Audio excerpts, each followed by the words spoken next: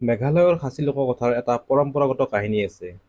এই কাহিনীটো এটা বিশাল আকাৰৰ মায়াবী শক্তি থকা সাপৰ।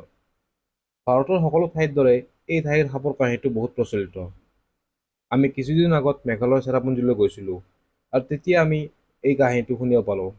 আৰু আজি আমি আপোনালোকক এই সাপটোৰ কাহিনী ক'ব ওলাইছোঁ। পলম নকৰি ভিডিঅ'টো আৰম্ভ কৰোঁ।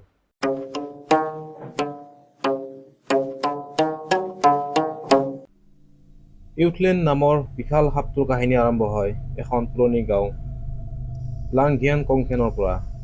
এতিয়া এই গাঁওখন চেৰাপুঞ্জী বুলি জনা যায়। এই গাঁওখনৰ পৰা লাহে লাহে নিৰুদ্দেশ হোৱা বা মৃত্যু হোৱা লোকৰ সংখ্যা বাঢ়িব ধৰে। যিমান মানুহ নিৰুদ্দেশ হৈছিল সকলোৱে গাঁওখনৰ আনটো অথবা বজাৰখনত যোৱা সময়তহে নিৰুদ্দেশ হৈছিল। আৰু বজাৰখনত যাবৰ বাবে এখন দলং পাৰ কৰিব লগা হৈছিল। আৰু সেই দলংখন পোৱাৰ আগত একেলগে থকা কেইটামান গুহা পাৰ কৰিব লাগিছিল। আৰু এই গুহাকেইটাত আছিল সেই দানৱৰূপী ইউথলেণ্ড নামৰ সাপটো। সাপটো গুহাটোত কেনেকৈ আহিছিল সেই বিষয়ে গাঁৱৰ মানুহে ভালকৈ জনা নাছিল। কিন্তু কিছুমানে কয় ইউথলেণ্ডৰ মাক কামা খাৰাই সেই গাঁওখনৰ মুখ্য দেৱতাৰ ছোৱালী আছিল। আৰু কামা খাৰায়ে এগৰাকী বেবিচাৰী হিচাপে জীৱন নিৰ্বাহ কৰিছিল। সেইবাবে তেওঁক এগৰাকী দুষ্ট দেৱী বুলি কোৱা হৈছিল। কামা খাৰায়ে নিজৰ অবৈধ সম্পৰ্কৰ পৰা এটা অবিভক্ত পুত্ৰ সন্তান জন্ম দিয়ে। আৰু ল'ৰাটো দেখাত ইমানেই বিকৃত ৰাক্ষসৰ দৰে আছিল যে কামা খাৰাইৰ দেউতাকে দেখিয়ে দুয়োকে ঘৰৰ পৰা উলিয়াই দিয়ে। ঘৰৰ পৰা ওলাই আহি কামা খাৰাইয়ে কেইবাটা গুহা একেলগে দেখা পায় আৰু এই গুহাকেইটাত তাই ল'ৰাটোক থৈ যোৱাৰ সিদ্ধান্ত লয়। কিন্তু ল'ৰাক এৰাৰ আগত তাই ল'ৰাটোক মানুহৰ মাংস খাই জীৱন নিৰ্বাহ কৰাৰ বৰদান দিয়ে, যিহেতু মানুহে তাইক ঘৃণা কৰিছিল। এনেদৰে ইউথলেণ্ড ডাঙৰ দীঘল হয় আৰু এটা বিশাল আকাৰৰ ভয়ানক সাপৰ ৰূপ লৈ গুহাৰ সন্মুখৰে পাৰ হোৱা মানুহক চিকাৰ কৰা আৰম্ভ কৰে। ইউথলেণ্ডে কেৱল বেজৰ সংখ্যাত যোৱা লোককহে চিকাৰ কৰে বুলি মানুহে বিশ্বাস কৰিছিল। কিন্তু সদায় যে তেনেকুৱা হ'ব তাৰেও কোনো নিশ্চয়তা নাছিল, যাৰ বাবে গাঁৱৰ মানুহে ভয়ৰ মাজেৰে গুহাটো পাৰ কৰিব লগা হৈছিল। গাঁওবাসীয়ে সদায় ভয়ত থাকিব লগা হোৱাত উপায় বিচৰা আৰম্ভ কৰে আৰু তেওঁলোকে এজন ওজাক লগ পায় আৰু তেওঁৰ নাম ইউ চুইনো আছিল।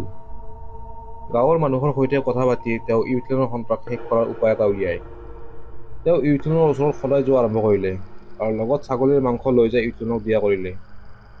এনেকৈ সদায় বিনা কষ্টত মাংসসকল পোৱাত ইউথলেণ্ডে তেওঁক বিশ্বাস কৰিব ল'লে। এদিন ইউ চুইনোৱে ইউথলেণ্ডক মাতি মাংস অনা বুলি ক'লে। ইউথলেণ্ডে মুখখন ডাঙৰকৈ মেলি মাংস খাব লওঁতে ইউ চুইনোৱে এডাল জ্বলি থকা লোহাৰ টুকুৰা ইউথলেণ্ডৰ মুখত সোমাই দিয়ে। লোহাৰ টুকুৰাটো খাই ইউথলেণ্ডে বিষত থাকিব নোৱাৰা হয় আৰু বহু যন্ত্ৰণাৰ পিছত ইউথলেণ্ডৰ মৃত্যু হয়। ইউথলেণ্ডৰ মৃত্যু হোৱাৰ লগে লগে গুহাটো খহি পৰে আৰু সেই ঠাইত এটা ৱাটাৰফলৰ সৃষ্টি হয়। এই ৱাটাৰফলটোৰ নাম ডাইথলেণ্ড, মানে য'ত ইউথলেণ্ডক কটা হৈছিল, আৰু এই নামটোৱে ইউথলেণ্ডৰ কাহিনীক বৈধতা প্ৰদান কৰে। ইউথলেণ্ডৰ মৃত্যুৰ খবৰ পাই সমগ্ৰ গাঁওবাসী আনন্দিত হয় যদিও ওজা ইউ চুইনোৱে সকলোকে সাৱধান কৰি দিয়ে, যদি আমি এনেকৈ এই ৰাক্ষসী সাপটো এৰি যাওঁ এই সাপটো পুনৰ জীৱিত হৈ যাব পাৰে। ইয়াৰ দেহটো কাটি সকলোৱে খাব লাগিব আৰু যদি এটা টুকুৰা ৰৈ যায় সেই টুকুৰাটোৰ পৰা আকৌ সাপটো পুনৰ জীৱিত হৈ যাব পাৰে। ওজাৰ কথা শুনি গাঁওবাসীয়ে ইউথলেণ্ডৰ বিশাল শৰীৰটো কাটি মাংসৰ টুকুৰাবোৰ ভগাই লয় আৰু সকলোকে এই টুকুৰাবোৰ ৰান্ধি খাব কয়। গাঁওখনৰ বৃদ্ধ মহিলা এগৰাকীয়েও টুকুৰা এটা পায় আৰু মহিলাগৰাকীয়ে তেওঁৰ নাতি ঘৰত আহি পালে ৰান্ধিব বুলি মাংসৰ টুকুৰাটো এটা মাটিৰ কলহত সোপা দি থৈ দিয়ে। বয়স হোৱাৰ বাবে মহিলাগৰাকীৰ স্মৃতিশক্তি কমি গৈছিল আৰু তেওঁ মাংসৰ কথাই পাহৰি যায়। এনেকৈ বহুদিন পাৰ হৈ যায়। গাঁৱৰ মানুহেও ইউথলেণ্ডৰ পৰা ৰক্ষা পাই সুখী হৈ আছিল। কিন্তু বৃদ্ধা মহিলাগৰাকীৰ ঘৰত ইতিমধ্যে ঘটনা আৰম্ভ হৈছে সেইটো কোনে জনা নাছিল। অৱশেষত এদিন মহিলাগৰাকীয়ে কলহটোৰ ভিতৰৰ পৰা অহা এটা গভীৰ শব্দ শুনে। কলহটোৰ পৰা কৈ আছিল, মোক পুনৰ জীয়াবলৈ দিয়ক, মই আপোনাক ধন সম্পদ সকলো দিম। এই শব্দৰ অৰ্থ মহিলাগৰাকীয়ে উপলব্ধি কৰিলে আৰু বুজি পালে ইউথলেণ্ড পুনৰ ঘূৰি আহিছে। ইউথলেণ্ড আজিও জীয়াই আছে বুলি খাচী লোকসকলে বিশ্বাস কৰে। চেৰাপুঞ্জীৰ গুহাত থকা বিশাল আকাৰৰ মায়াবী সাপ ইউথলেণ্ডৰ কাহিনী ইমানেই আছিল। ভিডিঅ'টো সম্পূৰ্ণ চোৱাৰ বাবে ধন্যবাদ। ভিডিঅ'টো চাই কেনে পালে আমাক কমেণ্ট কৰি জনাব। ভিডিঅ' চাই ভাল লাগিলে লাইক কৰিব, শ্বেয়াৰ কৰিব আৰু আমাৰ চেনেলটো ছাবস্ক্ৰাইব কৰি আমাক আগবাঢ়ি যোৱাত সহযোগ কৰিব।